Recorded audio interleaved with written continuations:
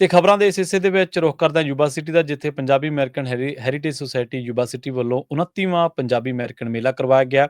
ਇਸ ਮੇਲੇ ਦੇ ਵਿੱਚ ਇਸ ਵਾਰ ਦਾ ਇਹ ਜਿਹੜਾ ਮੇਲਾ ਸੀ, ਇੱਕ ਉਸ ਪੁਲਿਸ ਅਫਸਰ ਨੂੰ ਸਮਰਪਿਤ ਕੀਤਾ ਗਿਆ ਜਿਨੇ ਆਪਣੀ ਸ਼ਹਾਦਤ ਦਿੱਤੀ ਹੈ। ਇਹ ਪੁਲਿਸ ਅਫਸਰ ਉਸਮਾਰ ਰੋਡਾਟੇ ਨੂੰ ਸਮਰਪਿਤ ਕੀਤਾ ਗਿਆ, ਜਿਨ੍ਹਾਂ ਨੇ ਡਿਊਟੀ ਦੇ ਦੌਰਾਨ ਆਪਣੀ ਜਾਨ ਗਵਾ ਬੈਠੇ ਸਨ। ਅਫਸਰ ਰੋਡਾਟੇ, ਜੋ ਕਿ ਸੰਯੁਕਤ ਰਾਜ ਅਮਰੀਕਾ ਫੌਜ ਦੇ ਮਾਹਰ ਸਿਪਾਹੀ ਰਹੇ, ਉਹਨਾਂ ਨੂੰ ਸਮਰਪਿਤ ਸੇਵਾ ਅਤੇ ਆਪਣੀ ਡਿਊਟੀ ਨਿਭਾਉਣ ਦੇ ਮਾਮਲੇ ਦੇ ਵਿੱਚ ਉਸ ਦੀ ਯਾਦ ਦੇ ਵਿੱਚ ਯਾਦ ਕੀਤਾ ਗਿਆ ਤੇ ਭਾਵਪੂਰਵਕ ਸ਼ਰਧਾਂਜਲੀ ਦਿੱਤੀ ਗਈ। ਵਿਸ਼ੇਸ਼ ਸਮਾਗਮ ਦੇ ਦੌਰਾਨ ਉਹਨਾਂ ਦੇ ਪਰਿਵਾਰ ਨੂੰ ਸਹਾਇਤਾ ਵਜੋਂ ਚੈੱਕ ਜਿਹੜਾ ਭੇਂਟ ਕੀਤਾ ਗਿਆ।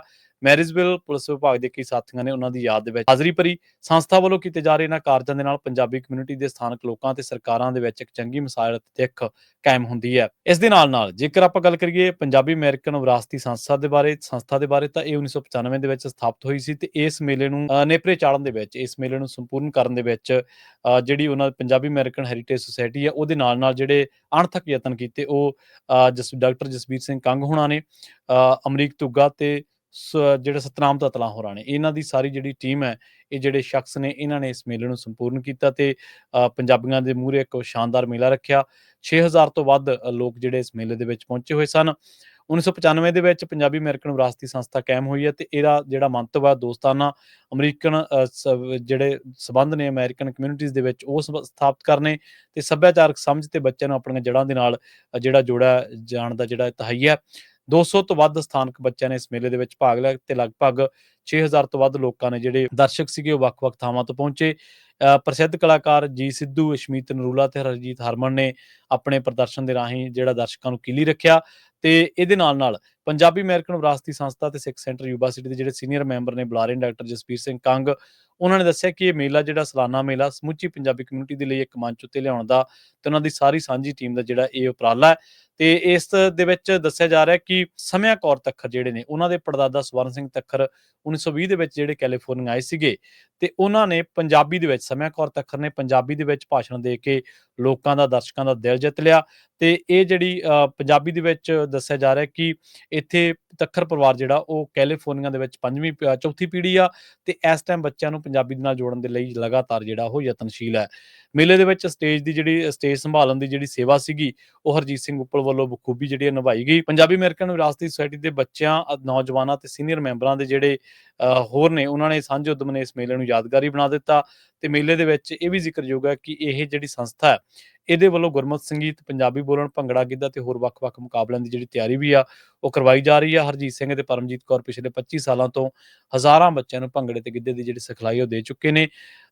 ਪੰਜਾਬੀ ਕਲਚਰ ਜਿਹੜਾ ਸੈਂਟਰ ਹੈ ਫਰੈਜ਼ਨੋ ਵਿਖੇ ਤੇ ਪੰਜਾਬੀ ਰੇਡੀਓ USA, ਉਹ ਵੀ ਪੰਜਾਬੀ ਮਾਂ ਬੋਲੀ ਨੂੰ ਪ੍ਰਫੁੱਲਤ ਕਰਨ ਦੇ ਲਈ, ਉਹਦੇ ਮੂਹਰੇ ਦਰਪੇਸ਼ ਚੁਣੌਤੀਆਂ ਦੇ ਲਈ ਹਮੇਸ਼ਾ ਇਹੋ ਜਿਹੇ ਜਿਹੜੇ ਕਾਰਜ ਨੇ ਉਹਨਾਂ ਦੀ ਸ਼ਲਾਘਾ ਵੀ ਕਰਦਾ ਤੇ ਆਪ ਵੀ ਇਹੋ ਜਿਹੇ ਕਾਰਜ ਜਿਹੜੇ ਨੇ ਕਰਵਾਉਂਦਾ ਰਹਿੰਦਾ। ਆਓ ਹੁਣ ਜਾਂਦੇ ਤੁਹਾਨੂੰ ਸੁਣਾਉਣੇ ਆ ਸਮਿਆ ਕੌਰ ਤੱਖਰ, ਜਿਨ੍ਹਾਂ ਦੇ ਬਾਰੇ ਆਪਾਂ ਗੱਲ ਕਰ ਰਹੇ ਸੀ, ਉਹਨਾਂ ਵੱਲੋਂ ਦਿੱਤੀ ਗਈ ਇਸ ਮੇਲੇ ਦੇ ਦੌਰਾਨ ਸਪੀਚ। ਜੀ ਕਾ ਖਾਲਸਾ, ਵਾਹਿਗੁਰੂ ਜੀ ਕੀ ਫਤਿਹ। ਮੇਰਾ ਨਾਮ ਸਮਿਆ ਕੌਰ ਤੱਖਰ ਹੈ। ਮੈਂ ਰਿਵਰ ਵੈਲੀ ਹਾਈ ਸਕੂਲ ਦੀ ਵਿਦਿਆਰਥਣ ਹਾਂ।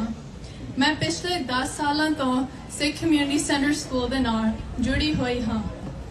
ਮੈਂ ਪਹਿਲੇ 7 ਸਾਲ ਸਿੱਖ ਕਮਿਊਨਿਟੀ ਸੈਂਟਰ ਸਕੂਲ ਵਿੱਚ ਗੁਰਮੁਖੀ, ਗੁਰਮਤਿ ਇਤਿਹਾਸ ਅਤੇ ਹੋਰ ਵੀ ਕਈ ਕੁਝ ਸਿੱਖਿਆ ਹੈ।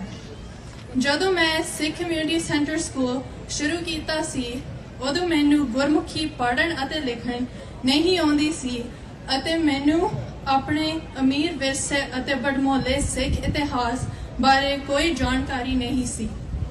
ਪਰ ਅੱਜ ਮੈਂ ਮਾਣ ਨਾਲ ਕਹਿ ਸਕਦੀ ਹਾਂ ਕਿ ਸਿੱਖ ਕਮਿਊਨਿਟੀ ਸੈਂਟਰ ਸਕੂਲ ਮੇਰੇ ਜੀਵਨ ਦੀ ਇੱਕ ਨੀਂਹ ਵਾਂਗੂ ਹੈ, ਜਿਸ ਨੇ ਮੈਨੂੰ ਇੱਕ ਚੰਗਾ ਇਨਸਾਨ ਬਣਨਾ ਸਿਖਾਇਆ ਅਤੇ ਸਮਾਜ ਵਿੱਚ ਭਾਈਚਾਰੇ ਲਈ ਕੁਝ ਚੰਗਾ ਕਰਨ ਦੀ ਪ੍ਰੇਰਨਾ ਦਿੱਤੀ। ਗੁਰੂ ਨਾਨਕ ਦੇਵ ਜੀ ਨੇ ਸਾਨੂੰ ਸਿਖਾਇਆ ਕਿਰਤ ਕਰਨੀ, ਵੰਡ ਕੇ ਛਕਣਾ ਅਤੇ ਨਾਮ ਜਪਣਾ, ਜਿਸ ਨੂੰ ਮੈਂ ਆਪਣੇ ਜੀਵਨ ਵਿੱਚ ਅਪਣਾਉਣ ਦੀ ਪੂਰੀ ਕੋਸ਼ਿਸ਼ ਕਰਦੀ ਹਾਂ। ਇਸ ਕਰਕੇ ਮੈਂ ਬਹੁਤ ਸਾਰੀਆਂ ਵੱਖ-ਵੱਖ ਸੰਸਥਾਵਾਂ ਨਾਲ, ਜਿਵੇਂ ਕਿ Sewa selfless service, SHSS, CSF, red cross, river valley Punjabi club, river valley volleyball team ਅਤੇ ਹੋਰ ਵੱਖ-ਵੱਖ ਆਰਗੇਨਾਈਜੇਸ਼ਨਸ ਵਿੱਚ ਹਿੱਸਾ ਲੈਂਦੀ ਹਾਂ। ਜੋ ਚੀਜ਼ ਇਸ ਪੰਜਾਬੀ ਸਕੂਲ ਨੂੰ ਹੋਰ ਸਕੂਲਾਂ ਤੋਂ ਵੱਖ ਕਰਦੀ ਹੈ ਉਹ ਇਹ ਹੈ ਕਿ ਸੁਸਾਇਟੀ ਦੇ ਮੈਂਬਰ ਸਾਡੇ ਸਿੱਖ ਨੌਜਵਾਨ ਪੀੜ੍ਹੀ ਦੇ ਵਿਕਾਸ ਵਿੱਚ ਤਨ, ਮਨ ਅਤੇ ਧਨ ਨਾਲ ਮਦਦ ਕਰਦੇ ਹਨ। ਉਹਨਾਂ ਨੇ ਪੰਜਾਬੀ ਅਤੇ ਸਿੱਖੀ ਦਾ ਬੀਜ ਬੀਜਿਆ ਹੈ ਅਤੇ ਹੁਣ ਸਾਡਾ ਫਰਜ਼ ਬਣਦਾ ਹੈ ਕਿ ਅਸੀਂ ਵੀ ਸਿੱਖੀ ਦੇ ਪ੍ਰਚਾਰ ਅਤੇ ਗੁਰਮੁਖੀ ਸਿਖਾਉਣ ਵਿੱਚ ਦੂਜਿਆਂ ਦੀ ਮਦਦ ਕਰੀਏ ਅਤੇ ਆਪਣੇ ਇਸ ਸਮਾਜ ਨੂੰ ਹੋਰ ਵੀ ਸੋਹਣਾ ਬਣਾਈਏ। ਸਿੱਖ ਕਮਿਊਨਿਟੀ ਦੇ ਸੇਵਾਦਾਰ ਜਿਵੇਂ ਕਿ ਡਾਕਟਰ, ਨਰਸਾਂ, ਅਧਿਆਪਕ ਅਤੇ ਇੰਜੀਨੀਅਰ ਆਪਣਾ ਕੀਮਤੀ ਸਮਾਂ ਕੱਢ ਕੇ ਹਰ ਐਤਵਾਰ ਆਉਂਦੇ ਨੇ ਅਤੇ ਸਾਨੂੰ ਸਿੱਖ ਸੱਭਿਆਚਾਰ, ਭਾਸ਼ਾ ਅਤੇ ਸਿੱਖ ਧਰਮ ਨਾਲ ਜੋੜਨ ਦੀ ਅਣਥੱਕ ਮਿਹਨਤ ਕਰਦੇ ਹਨ। ਇਸ ਤੋਂ ਇਲਾਵਾ ਸਿੱਖ ਕਮਿਊਨਿਟੀ ਸੈਂਟਰ ਖੁੱਲ੍ਹੇ ਦਿਲ ਨਾਲ SHSS ਅਤੇ ਖੈਰ ਦੀਆਂ ਮੀਟਿੰਗਾਂ, ਹਾਈ ਸਕੂਲ ਦੇ ਬੱਚਿਆਂ ਦੀ ਭੰਗੜੇ ਦੀ ਪ੍ਰੈਕਟਿਸ ਕਰਨ ਦੀ ਸਹੂਲਤ ਵੀ ਪ੍ਰਦਾਨ ਕਰਦੇ ਹਨ। ਪੰਜਾਬੀ ਸਕੂਲ ਦਾ ਸਫ਼ਰ ਮੇਰੇ ਲਈ ਬਹੁਤ ਸੁਨਹਿਰੀ ਯਾਦਗਾਰ ਬਣ ਕੇ ਰਹੇਗਾ ਅਤੇ ਇਹ ਮੇਰੀ ਜ਼ਿੰਦਗੀ ਦਾ ਇੱਕ ਅਹਿਮ ਹਿੱਸਾ ਹੈ। ਮੈਨੂੰ ਪੂਰਾ ਯਕੀਨ ਹੈ ਕਿ ਜੇ ਮੈਂ ਗੁਰੂਆਂ ਦੇ ਦੱਸੇ ਹੋਏ ਰਸਤੇ ਤੇ ਤੁਰਾਂਗੀ ਤਾਂ ਮੇਰੇ ਜੀਵਨ ਦਾ ਮਕਸਦ ਪੂਰਾ ਹੋ ਜਾਵੇਗਾ। ਅੰਤ ਵਿੱਚ ਮੈਂ ਇਹ ਕਹਿਣਾ ਚਾਹਾਂਗੀ ਕਿ ਮੈਂ ਸਵਰਗਵਾਸੀ ਸਵਰਨ ਸਿੰਘ ਦੀ ਪੜਪੋਤੀ ਹਾਂ। ਮੇਰੇ ਪੜਦਾਦਾ ਜੀ ਨੂੰ ਪਿਆਰ ਨਾਲ ਬੌਸ ਕਿਹਾ ਜਾਂਦਾ ਸੀ।